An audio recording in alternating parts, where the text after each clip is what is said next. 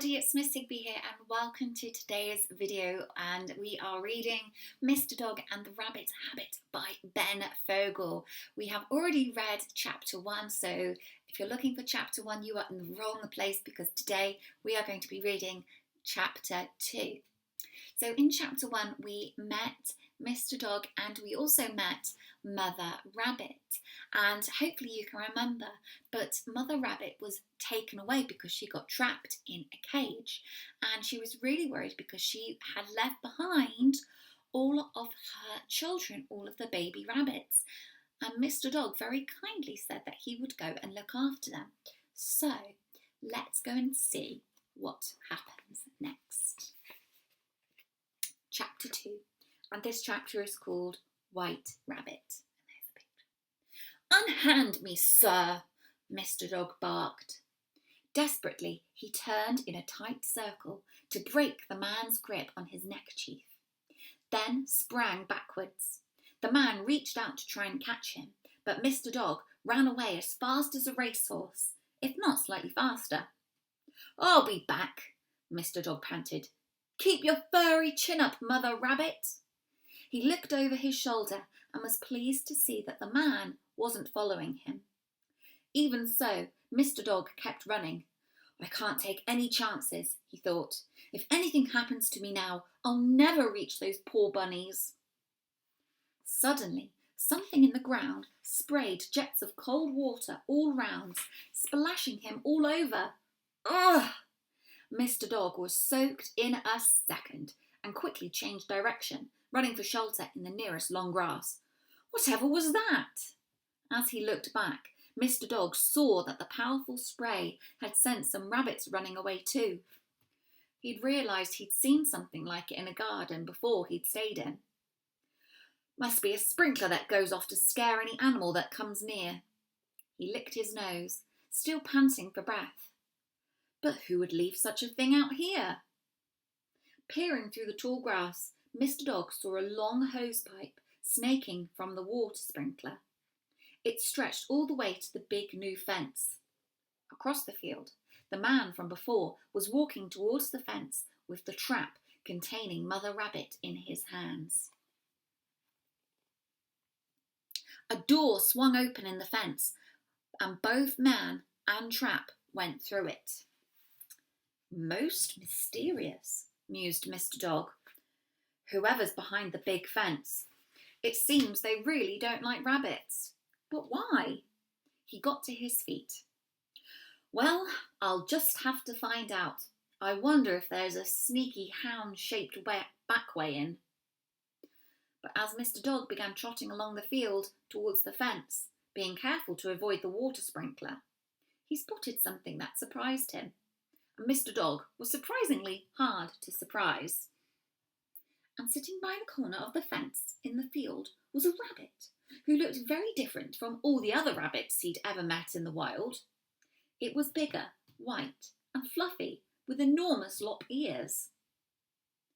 "That's an Angora rabbit, a pet rabbit."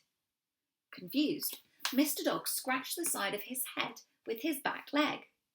And there's the rabbit that he's seen. Whatever was a pet rabbit doing out here? Perhaps, he thought, it belongs to someone who lives behind the big new fence. He jumped up in sudden excitement. "If the rabbit's found a way out, perhaps I can use it as a way in and reach Mother Rabbit." Mr. Dog stood up on his back legs and waved his paws. "Hey, you, white and fluffy, over here." At the sight of Mr. Dog, the big white rabbit turned and bolted away. "Wait!" Mr. Dog barked. "I only want to talk to you." He ran after the big rabbit, but by the time he'd reached the corner of the fence, it had vanished from sight. Mr. Dog knew that there was a rabbit warren full of tunnels in the long grass. Perhaps one of the holes led under the fence to whatever was on the other side. Or perhaps it might go to Mother Rabbit's little bunnies. Mr. Dog remembered that she didn't want to lead predators to her tiny ones, and so wouldn't return until dusk. "I shall stand a stick in front of every rabbit hole," Mr. Dog decided. "Then I'll come back at sunset. If the stick's been knocked aside, I'll know a mummy bunny has called by. If the stick is still standing there, it means no one's been in or out. That hole might lead to Mother Rabbit's home and have hungry little ones inside.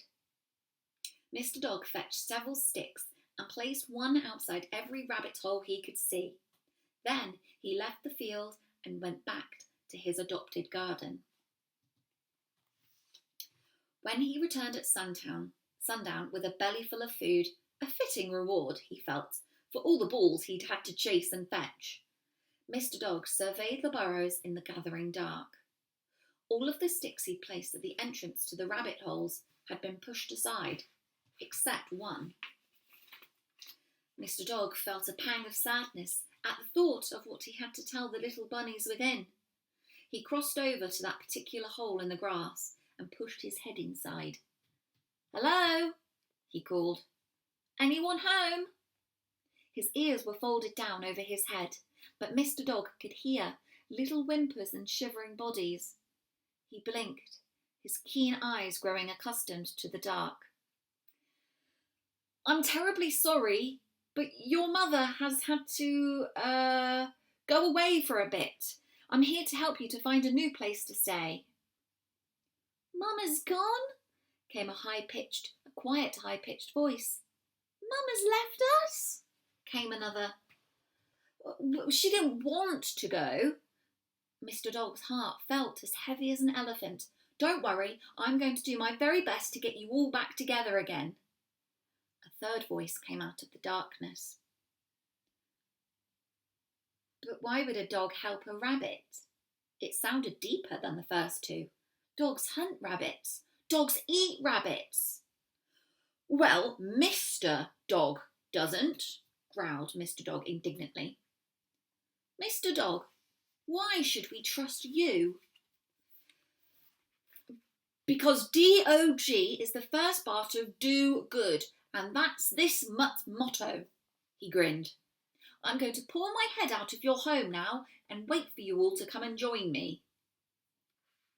Mr. Dog carefully wriggled free and checked to make sure that there weren't any dangers about.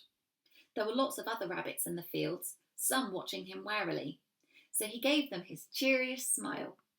He wondered if any of them would be willing to make space for a couple more bunnies in their burrows. He waited for several minutes, and eventually a very small rabbit, barely bigger than a tennis ball, crawled cautiously from the burrow.